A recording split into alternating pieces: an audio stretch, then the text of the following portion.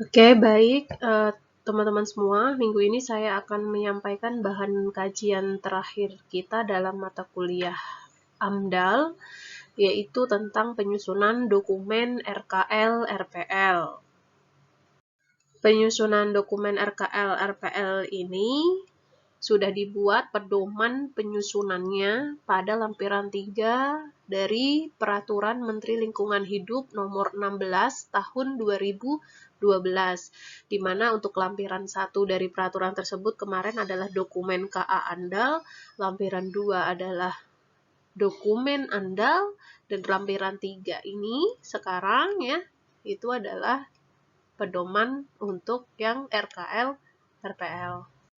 Nah, pada poin pertama dalam lampiran 3 dari Peraturan Menteri Lingkungan Hidup Nomor 16 ini, itu dibahas tentang penjelasan umum ya, pedoman penyusunan RKL RPL. Nah, penjelasan umum ini terkait dengan apa sih rencana pengelolaan lingkungan hidup, apa sih rencana pemantauan lingkungan hidup gitu ya. Nah, kita bahas satu persatu dulu. Untuk rencana pengelolaan lingkungan hidup atau yang sering disingkat dengan RKL. RKL ini adalah upaya penanganan dari dampak lingkungan yang ditimbulkan dari rencana usaha dan atau kegiatan. Jadi penanganan dampaknya itu mau diapain gitu ya, dampaknya itu. Jadi harus dikelola dengan baik gitu ya.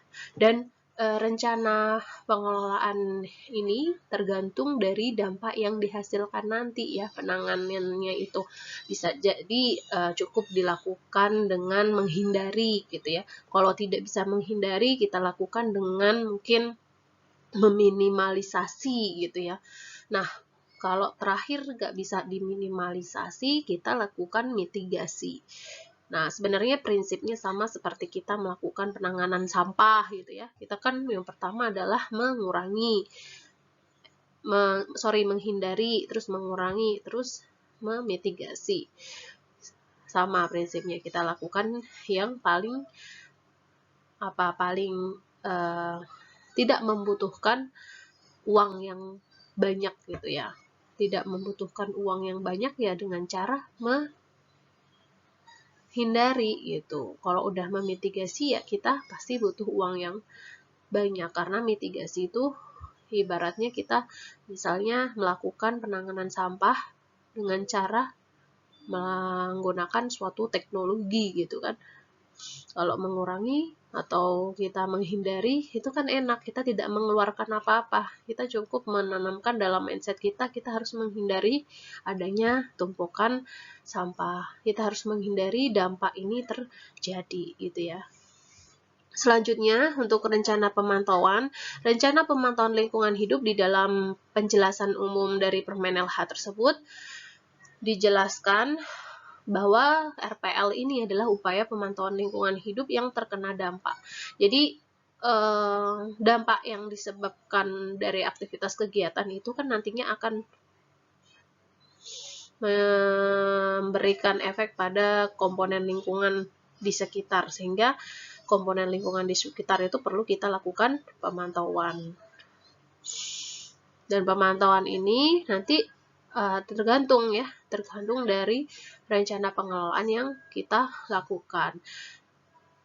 Ada pengelolaan yang dilakukan itu harus dipantau secara berkala setiap bulan atau setiap minggu bahkan ya. Jadi tergantung dari dampaknya juga ya. Kira-kira dampak ini membutuhkan waktu pemantauan berapa sering. Nah, rencana pengelolaan atau pemantauan yang sudah kita buat ini harus mencakup keseluruhan dampak ya. Artinya dia harus bisa menangani atau dia bisa memantau komponen lingkungan yang terkena dampak ini. Itu yang sumbernya dari seluruh dampak yang ada. Maksudnya gimana nih? Nah, maksudnya gini, kemarin minggu lalu teman-teman sudah belajar tentang evaluasi secara holistik, di mana di sana menentukan dampak penting dari keseluruhan dampak ya. Nah, di dalam RKL-RPL ini tidak hanya dampak penting yang akan dilakukan pengelolaan atau pemantauan, tapi keseluruhan dampak.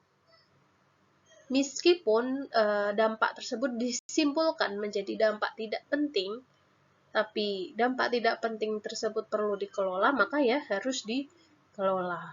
Gitu ya. Teman-teman masih ingat ya, di dalam dokumen KA Andal yang dulu kita sudah menentukan dampak potensial kan. Dan dampak potensial ini kan kita kaji bersama. Apakah dampak potensial ini menjadi DPH atau dampak potensial ini menjadi DTPH gitu kan. Nah, DTPH ini DTPH ini dia terbagi lagi menjadi dua. Ada yang dikelola, DTPH dikelola, ada yang DTPH tidak dikelola.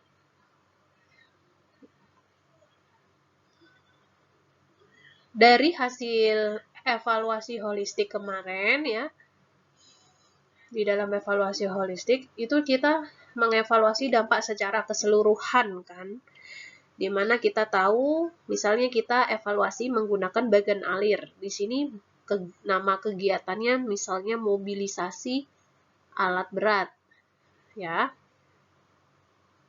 Dari mobilisasi alat berat, ini kita tahu ya, mobilisasi alat berat ini dampak potensial yang bisa terjadi itu apa aja.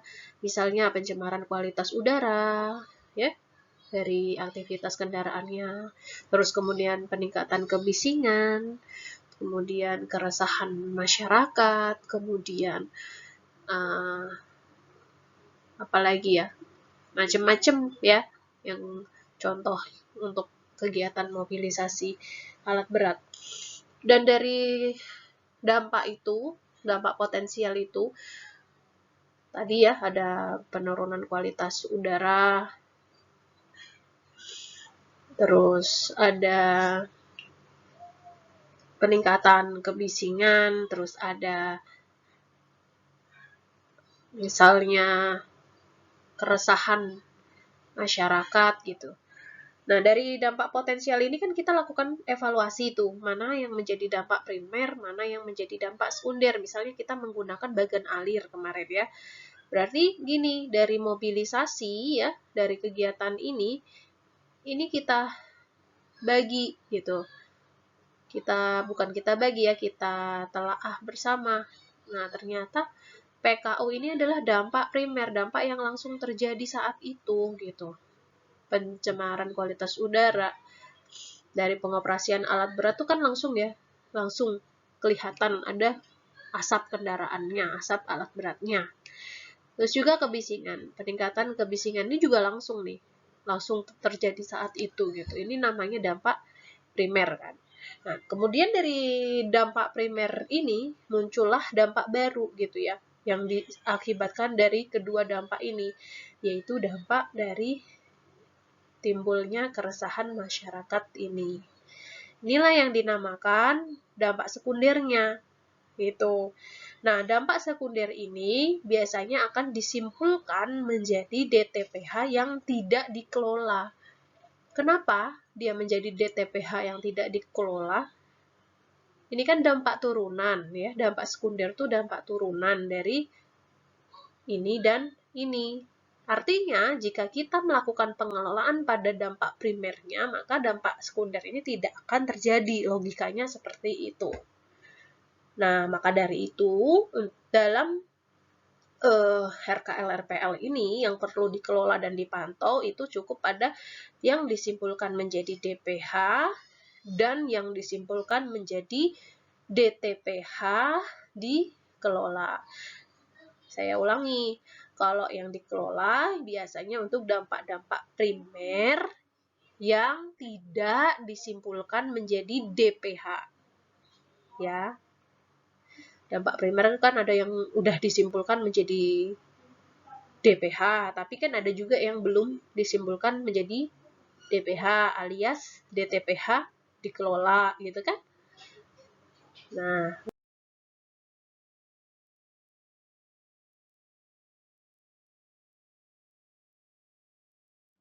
Nah, kira-kira seperti ini. Ini diagram alir dari dampak-dampak yang tercantum dalam RKL RPL ya, yang akan kita kelola dan kita pantau itu asalnya dari mana. Di sini diagram alirnya dijelaskan. Pertama-tama ya, ini sambil mereview pertemuan kita yang lalu-lalu atau mungkin pertemuan yang sebelum UTS juga sambil mengingatkan ya. Kita sudah tahu bagaimana komponen rencana kegiatan yang akan kita lakukan, yang akan kita andalkan.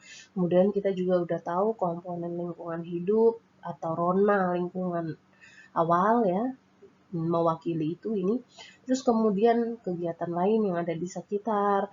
Terus kemudian juga kita udah meminta saran pendapat tanggapan dari masyarakat gitu.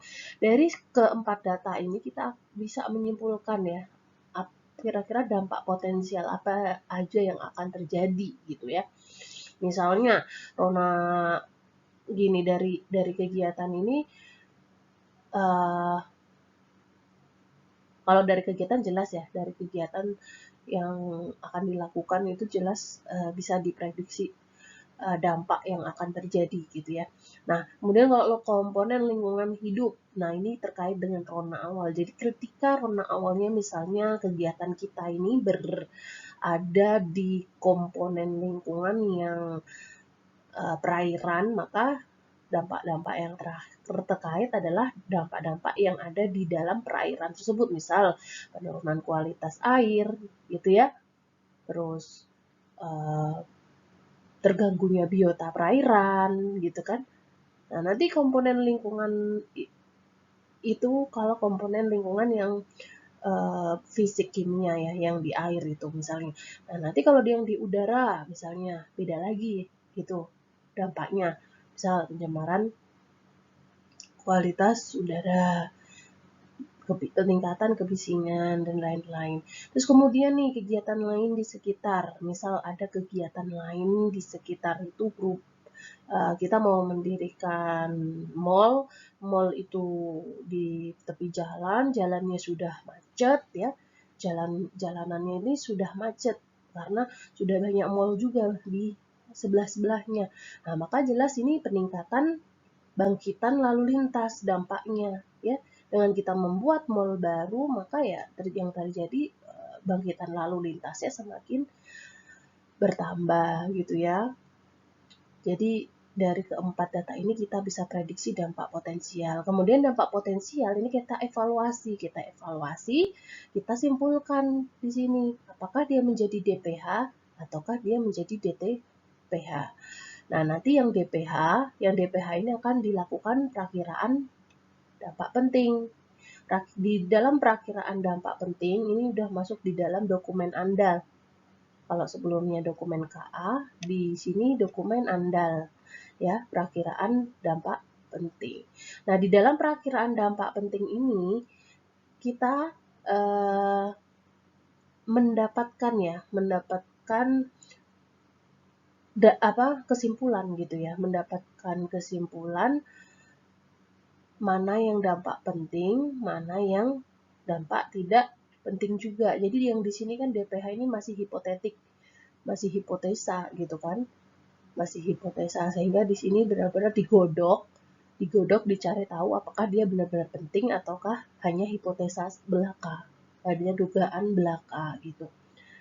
Nah, setelah dia disimpulkan dampak penting dan dampak tidak pentingnya, ini dilakukan evaluasi secara menyeluruh terkait semua dampak dan komponen lingkungan yang terkena dampak gitu. Sehingga dari hasil evaluasi holistik ini jelas dia akan ada arahan RKL RPL-nya, dan ini akan dibuat dampak yang ada di sini akan dibuat di dalam dokumen RKL RPL. Nah, yang di sini bagaimana? Yang di sini yang di DTPH ini dia tidak dikelola dan tidak dipantau. Ada yang tidak dikelola dan ada yang tidak dipantau, tidak dikelola dan tidak dipantau. Tapi ada juga yang tadi saya bilang DTPH dikelola, ya. Kalau ini kan DTPH tidak dikelola, kalau ini DTPH dikelola. Dia ini DTPH itu ya, meskipun dia di TPH ya, itu kan ada dampak yang tadi ya, dampak primer, dampak langsung. Meskipun si dampak primer itu tidak menjadi DPH, cuman DTPH, tapi karena dia dampak primer ya harus tetap dikelola dan dipantau. Itu. Nah, masuklah di dokumen RKL RPL. Jadi yang masuk di dalam dokumen andal ya, yang masuk di dalam dokumen andal sudah pasti dilakukan pengelolaan dan pemantauan. Tapi yang cukup dampaknya cukup sampai KA, dilihat dulu apakah dia primer ataukah dia sekunder. Kalau primer, dia masuk DTPH, dikelola dan dipantau. Jadi ini prinsip dalam rencana pengelolaan lingkungan hidup ya yang paling harus dilakukan untuk melakukan atau merancang suatu pengelolaan lingkungan hidup. Kita harus mendasarkan pada prinsip hindari dulu. Hindari, jika bisa menghindari dampak itu sangat bagus. Kalau tidak bisa gimana? Kalau tidak bisa, minimalisasi artinya kita mengurangi dampak tersebut gitu ya. Kalau nggak bisa lagi ya dikurangi, kita melakukan mitigasi ini rehabilitasi, perbaikan gitu. Saya kasih contoh-contohnya ya. Hindari nih, misalnya kita mau membuat pabrik gitu ya, pabrik dengan suatu bahan baku yang bahan bakunya ini ada alternatif gitu ya. Kita bisa pakai bahan baku yang ramah lingkungan gitu untuk menghindari adanya dampak misalnya B3 ya. Jadi bahan-bahan yang bahan bakunya itu mengandung B3 kita hindari, nggak usah kita pakai, kita gunakan yang lebih ramah lingkungan. Terus minimalisasi kurangi. Jadi kalau nggak bisa diganti ya bahan bakunya, sudah harus itu nih bahan bakunya ya kita kurangi gitu. Kurangi nanti komposisinya diatur gitu. Komposisinya diatur kan kadang kita contohnya kayak misalnya nih kita melakukan teknologi pengolahan air ya, desinfeksi air. Desinfeksi air itu kan kita menggunakan klor ya. Menggunakan asam klorin. Nah, klorin itu kan sifatnya asam berbahaya ya. Nah, dalam menggunakan itu ya kita harus lakukan pengkajian. Jadi dosis yang ditambahkan harus seminimal mungkin gitu ya, seefektif mungkin dan seminimal mungkin supaya dampaknya terhadap perairan ya, badan air penerimanya itu tidak berdampak yang terlalu tinggi. Itu namanya minimalisasi. Terus atau mungkin gini, contohnya yang lebih bisa diterima. Mobilisasi kendaraan proyek ya, kendaraan pengangkut bahan material. Mobilisasi itu kan berarti dia akan menambah dampak pada peningkatan bangkitan lalu lintas. Ya, misal di situ bangkitan lalu lintasnya sudah tinggi. Jangan tambah tinggi dengan kendaraan proyek kita, kendaraan pengangkut barang kita. Caranya gimana ya? Kita pilih supaya dampak bangkitan lalu lintasnya itu terjadi seminimal mungkin. Mungkin dengan cara mengatur jadwalnya, tidak pada jam crowded, tidak pada jam yang macet. Kita mengoperasikan kendaraan pengangkut material kita. Bisa dipahami ya?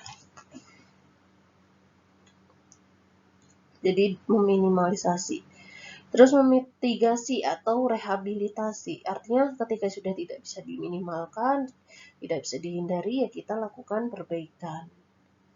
Direhabilitasi. Contohnya apa nih? Contohnya kayak misalnya kita melakukan penambangan, kegiatan penambangan batu bara atau penambangan batuan atau penambangan emas dan lain-lain. Nah, kita nggak bisa memungkiri itu pasti terjadi galian ya, digali gitu ya. Nah, galian itu nggak bisa kembali, ya kan? Nggak bisa dilakukan pencegahan atau dilakukan pengelolaan atau dilakukan apapun. Yang bisa kita lakukan apa? Merehabilitasi lahan bekas tambang tersebut. Misalnya dengan membuat reboisasi kembali, ya kan? Misalnya dengan menjadikan dia suatu lahan wisata juga bisa. Ya, kita membuat agar lahan tersebut menjadi subur kembali. Jadi nggak dibiarkan begitu saja setelah bekas penambangan. Nah, untuk menangani dampak yang sudah kita kaji, kita bisa lakukan dengan pendekatan lingkungan hidup yang sudah sering kita tahu, ada teknologi, sosial ekonomi, institusi. Ini ada di dalam peraturan itu ya, peraturan lampiran 3 peraturan lingkungan hidup, peraturan Menteri Lingkungan Hidup. Nah, untuk pendekatan lingkungan hidup yang teknologi ini biasanya kita gunakan ketika dampak tersebut mengenai komponen fisik, kimia, biologi. Nah, itu biasanya berkaitan dengan teknologi cara menanganinya. Nah, untuk dampak-dampak sosial yang mengenai komponen sosial ya, yang mengenai komponen sosial ya kita menyelesaikannya dengan pendekatan sosial ekonomi ini gitu. Ekonomi ini biasanya gabung ya, sosial ekonomi, karena biasanya masyarakat itu atau sosial itu dia juga berkaitan dengan perekonomian mereka gitu. Kemudian kalau yang institusi ini ketika si pemrakarsa nanti tidak bisa menanggulangi dampaknya sendiri, dia harus melibatkan institusi, ya berarti pendekatannya menggunakan pendekatan institusi. Contohnya nih kayak misalnya pendekatan institusi ini misalnya gini, dari kegiatan penebangan pohon, kegiatan apa, pembersihan lahan. Nah, pembersihan lahan itu kan ada pohon-pohon yang ditebang, ya kan? Nah, dia kan nggak bisa tuh mengelola atau dia nggak bisa mengolah dengan teknologi dia sendiri gitu. Nah, dia bekerja sama dengan dinas kebersihan untuk mengangkut tanaman atau pohon-pohon yang sudah dibersihkan dari lahan dia. Nah, biasanya ada dinas kebersihan. Itu contoh ya, contoh pendekatan institusi seperti itu. Atau mungkin tadi bangkitan lalu lintas, nah dia bekerja sama dengan dinas PU Bina Marga ya, yang bagian-bagian jalan itu juga bisa. Nah, kita masuk pada prinsip rencana pemantauan lingkungan hidup. Kalau pemantauan itu terhadap komponen lingkungan. Kalau tadi pengelolaan dia terhadap dampak lingkungan. Jadi dampak lingkungannya dikelola. Kalau ini komponennya dipantau gitu ya. Nah, komponen yang dipantau itu tidak hanya ada di tapak proyek, tidak hanya di tapak proyek ya, tapi juga sampai ke tingkat yang lebih luas, tergantung dari skala kegiatan kita. Kalau skalanya kita sampai ke regional, ya kita harus memantau sampai di regional. Jadi nggak hanya di proyek kita pantaunya. Contoh, kualitas udara, penurunan kualitas udara. Penurunan kualitas udara dari cerobong asap, ya kita nggak hanya memantau udara ambien di tapak proyek. Kalau emisi jelas ya, emisi dari cerobong asap itu jelas. Tapi kita juga memantau dari udara ambiennya, nggak hanya di proyek tuh. Itu juga kita pantau. Misal di apa perkampungan masyarakat sekitar gitu ya, yang dekat dengan proyek tersebut gitu ya. Jadi karena untuk udara itu sendiri kan udara itu kan dia ini apa mengalir ya, nggak hanya di dalam proyek itu, dia terbawa oleh angin. Jadi ya harus dipantau kemana arah anginnya itu ya. Terus nggak hanya kualitas udara ya, misal kayak mobilisasi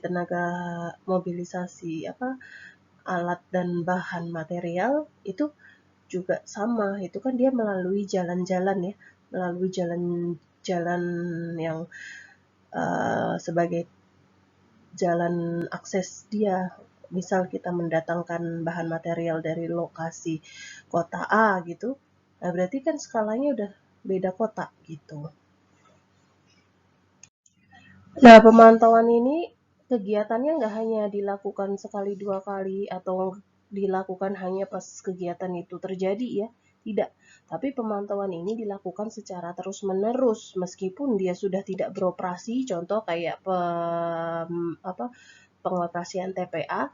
Pengoperasian TPA itu meskipun dia udah penuh ya, kapasitas TPA itu udah penuh, dia harus tetap dilakukan pemantauan gitu ya, karena meskipun dia udah tidak beroperasi tapi gas metan di dalamnya itu terus beroperasi, sehingga gas metan di dalamnya itu harus dipantau terus gitu meskipun dia udah nggak beroperasi, artinya udah nggak ada penimbunan di TPA tersebut gitu. Itu namanya terus menerus, sistematis dan terencana. Sistematis dan terencana. Jadi misal kita lakukan pemantauannya di dalam RPL, kita sarankan 2 pemantauan dilakukan 3 bulan sekali atau seminggu 2 kali atau sebulan sekali ya.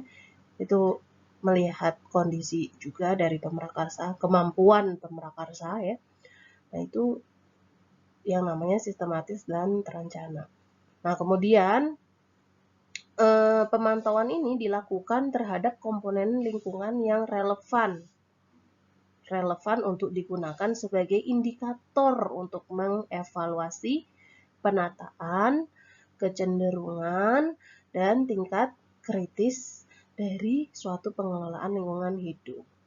Nah, gini misalnya ini di sini tuh TPA ya. Di TPA ini kita sudah lakukan penanaman pohon gitu ya untuk menanggulangi dampak penurunan kualitas udara gitu kan misalnya ya. Nah, kemudian kita melakukan pemantauannya itu nggak hanya di lokasi proyek, nggak hanya di lokasi TPA, melainkan kita juga melakukan selain di lokasi proyek, kita melakukan di misalnya nih di pemukiman atau di pemukiman lah ya, misalnya kita harus melakukan pemantauan di pemukiman juga nih. Karena apa? Karena dampak udara ini juga dirasakan oleh masyarakat sekitar gitu kan. Dari hasil evaluasi kemarin kan ini menghasilkan dampak turunan terhadap masyarakat gitu. Kalau cuma dilakukan pemantauan di sini ya, artinya ini tidak mewakili gitu ya, tidak mewakili dari penataan yang sudah kita atur sedemikian rupa pengelolaannya. Nah, maksudnya gini, jadi misalnya kita melakukan pemantauan cuma di sini, tapi tidak melakukan pemantauan di sosial, tapi ternyata yang sosial ini terdampak, maka pengelolaan kita ini ya artinya kurang optimal gitu ya. Artinya harus ada pengelolaan tambahan, nggak cukup ini gitu. Ya, misalnya gas metannya di sini dia udah memenuhi, tapi di sini merasa belum terpenuhi karena mungkin anginnya terbawa sini ke sini gitu ya. Pencemaran udaranya nyampe ke sini. Atau pencemaran udara dari kegiatan mobilisasi truk pengangkut ketika udah dilakukan pengoperasian ya. Ketika masih dilakukan pengoperasian. Jadi pemantauan pas tahap operasi nih ceritanya. Kan kalau tahap operasi kan ada mobilisasi truk sampah ya. Nah, itu kan melewati rumah-rumah warga. Nah, warganya menjadi terganggu. Tapi kita melakukan pengelolaannya cuma di dalam area sini. Nah, ini kan menjadi tidak efektif, tidak mewakili dari si pengelolaan lingkungan yang kita lakukan. Karena yang di sini masih merasakan. Semoga bisa dipahami ya. Oke, jadi dari faktor-faktor yang menentukan rencana pemantauan ini diantaranya yang pertama ya, kita harus tahu komponen lingkungan hidup yang terkena dampak. Kemudian aspek-aspek yang dipantau ini berkaitan dengan dampaknya yang mau kita pantau ya, dampak apa. Terus sumber penyebab dampak ini dari rencana kegiatan yang menyebabkan dampak ya berarti ya. Terus ekonomi ini berkaitan dengan kemampuan dari si pemrakarsa untuk menyediakan dana dalam melakukan pemantauan. Terus juga rencana pengumpulan, analisis datanya ya. Terus pengumpulan dan analisis data ini mencakup jenis data yang dikumpulkan, primer atau sekunder gitu ya. Terus lokasi pemantauannya di mana, terus frekuensi dan jangka waktu pemantauan, metode pengumpulan data termasuk misalnya pengambilan sampel udara misalnya ya, dampak ini komponen fisik kimia. Nah, itu kan berarti pengumpulan datanya menggunakan peralatan sampling, ya kan? Nah, itu termasuk di sini. Kemudian metode dari analisa datanya, metode dari analisis data misalnya nanti dibandingkan dengan baku mutu gitu, ya. Terus yang terakhir ada kelembagaan pemantauan lingkungan hidup. Ini berkaitan dengan institusi yang menerima laporan dari hasil pemantauan kita nantinya. Tetapi kelembagaan ini juga selain institusi penerima laporan ya, di kelembagaan ini juga ada nantinya pelaksana pemantauan ya. Pelaksana pemantauan itu biasanya pemrakarsa. Terus pengguna hasil pemantauan dan juga pengawas kegiatan pemantauan. Nah, ini nanti yang pengawas itu biasanya DLH, Dinas Lingkungan Hidup yang ada di lokasi tersebut. Tergantung dari jenis kegiatannya, skalanya skala lokal atau regional gitu ya. Kalau lokal berarti cukup DLH setempat, kalau regional mungkin ya KLH gitu. Skala kegiatannya dilihat lokal atau nasional atau regional. Nah, selanjutnya teman-teman dalam membuat dokumen RKL RPL nanti ya, tolong mengacu pada Permen LH 16 2012 ya, khususnya lampiran 3 ini. Nah, nanti muatan dokumen teman-teman buat bab 1 pendahuluan. Di bab pendahuluan ini nanti diuraikan tentang ini pernyataan maksud tujuan pelaksanaan RKL RPL secara umum. Nanti contohnya bisa ya dicari sendiri juga. Terus pernyataan kebijakan lingkungan dari pemrakarsa ini kayak semacam surat pernyataan bahwa si pemrakarsa ini akan melakukan pengelolaan dengan baik, pemantauan dengan baik gitu. Terus bab 2 ini ada rencana pengelolaan lingkungan hidup. Ini saya beri gambaran aja ya, nanti dibaca secara detail sendiri. Di sini nanti teman-teman bisa tuliskan ya uraian ini ya uraian untuk yang rencana pengelolaan lingkungan hidup. Ada dampak lingkungan, dampak penting, dan dampak lingkungan hidup lainnya. Ini yang DTPH tadi ya, maksudnya DTPH yang dikelola tadi. Jadi selain dampak penting ada DTPH dikelola yang khususnya untuk yang dampak primer.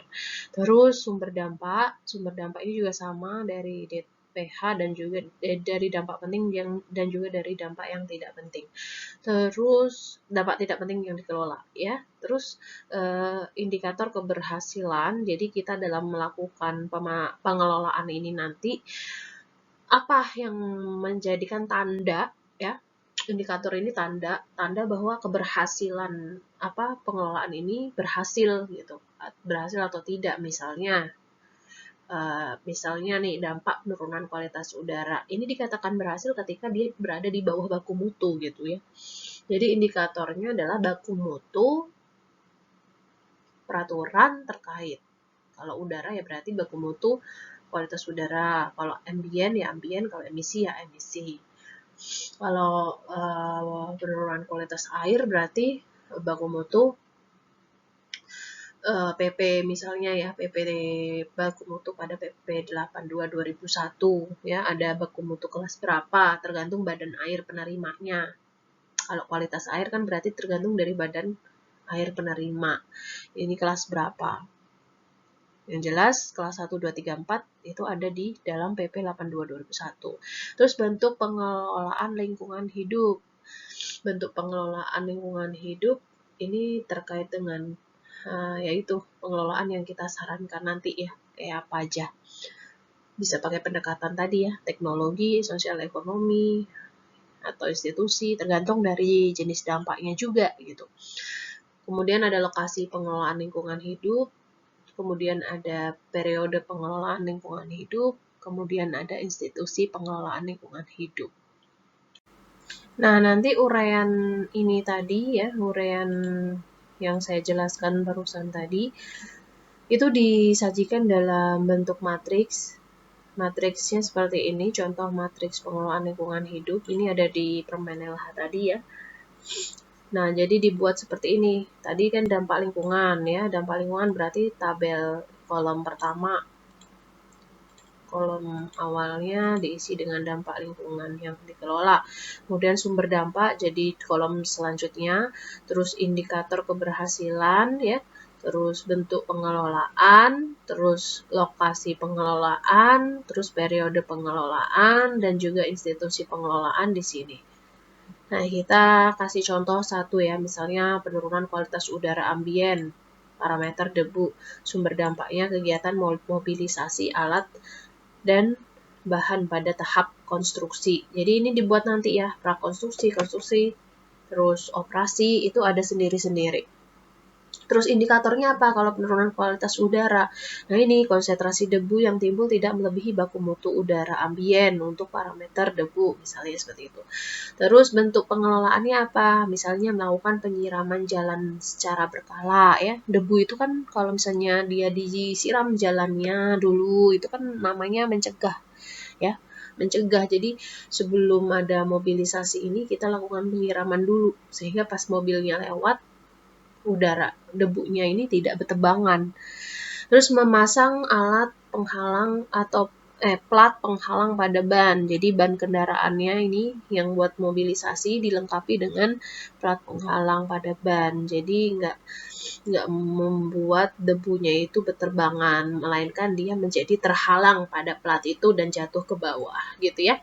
Kemudian lokasi pengelolaan lingkungan hidup di dalam tapak proyek yang menjadi sumber pencemar kualitas udara dan juga di jalan angkut yang melalui permukiman warga ini ya, perlu diperhatikan karena dia lalu lalang ya kendaraan itu, jadi nggak hanya di tapak proyek tapi juga di lokasi dekat dengan pemukiman di jalan yang dilalui ya. Kemudian, nah ini bisa dikembalikan kepada peta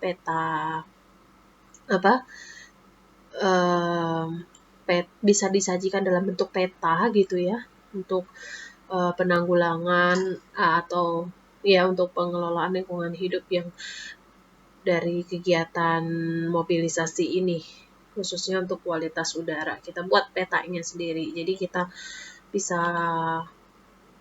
tentukan di peta tersebut gitu nantinya ya.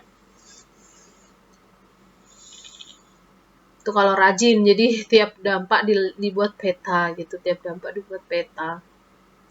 Terus periode pengelolaan lingkungan hidup ya, ini minimal sehari 2 kali ya. Harus ya sesering mungkin lebih bagus gitu. Jadi kalau kering siram itu bagus, tapi ya itu menambah cost juga ya, perlu diperhitungkan kemampuan pemrakarsanya juga. Kalau hujan nggak usah disiram, kalau hujan berarti kan udah basah gitu kan. Lalu institusi pengelola lingkungan hidup. Nah, ini tadi berkaitan institusi pengelola itu ada instansi pelaksana. Jadi instansi pelaksana ini adalah PT pemrakarsanya ya. PTX selaku pemakasa, kemudian kontraktor pelaksana kegiatan. Kadang kan PTX tidak punya kendaraan sendiri, dia menyewa dari kontraktor pelaksana gitu kan. Nah, berarti harus koordinasi sama kontraktornya. Tolong kalau misalnya mengangkut material, carikan kendaraan yang udah terpasang platnya gitu, bisa koordinasi seperti itu. Terus instansi pengawasnya yaitu BLHD ini kayak dinas lingkungan hidup gitu. Kemudian ada dinas PU karena ini berkaitan dengan lalu lalang kendaraan ya, PU. Nah ini kalau misalnya dia skalanya skala regional berarti ada dinas lingkungan hidup yang dari provinsi, BLH yang dari provinsi. BLH itu Badan Lingkungan Hidup ya. Kadang namanya Dinas Lingkungan Hidup. Nah itu instansi penerima laporan ini biasanya adalah DLH atau Badan BLHD.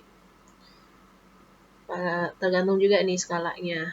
Apakah dia lokal, regional atau nasional ya. Kalau lokal cukup sampai BLHD kabupaten, kalau regional provinsi, kalau nasional KLH, kementerian sudah.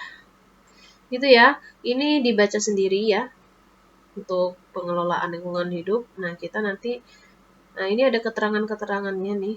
Ada keterangan-keterangannya, silahkan dipahami sendiri.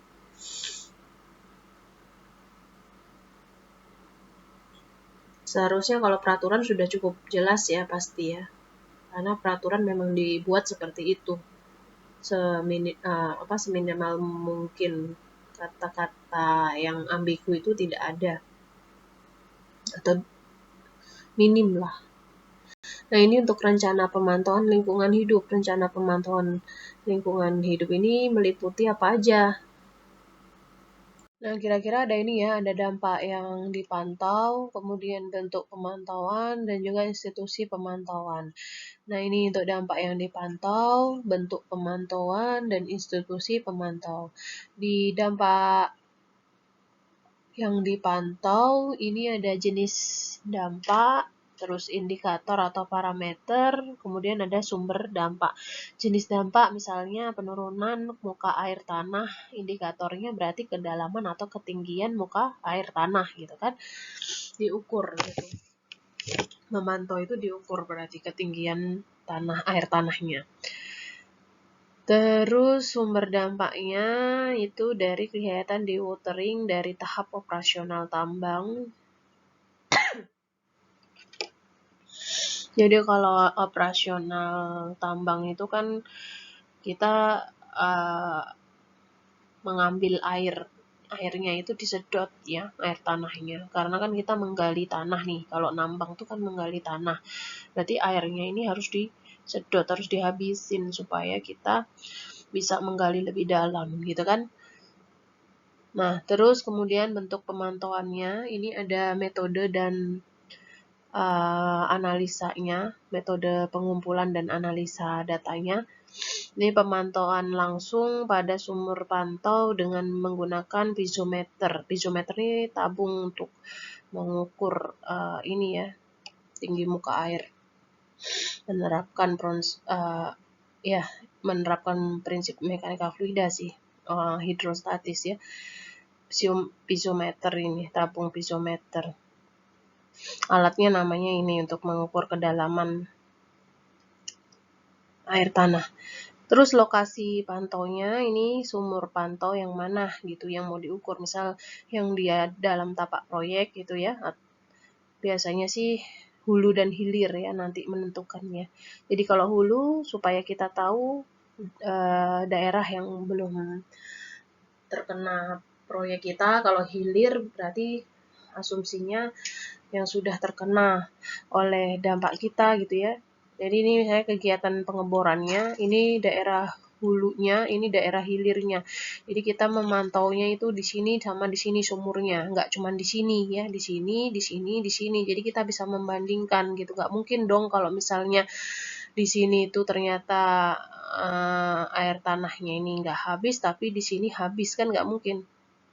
Karena ini hulu. Kalau ini habis, ini gimana ya bahasa saya kok belibet ya, tunggu bentar.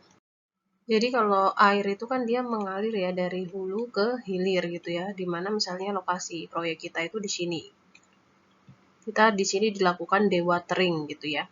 Misalnya ketinggian muka air kita yang awalnya itu sekian, karena ada kegiatan dewatering ini menjadi turun, menjadi sekian gitu, kedalaman muka airnya. Nah, kalau misalnya ini hulunya aja dia turun, ya otomatis hilirnya juga turun gitu kan. Nah, awalnya segini mungkin jadi segini.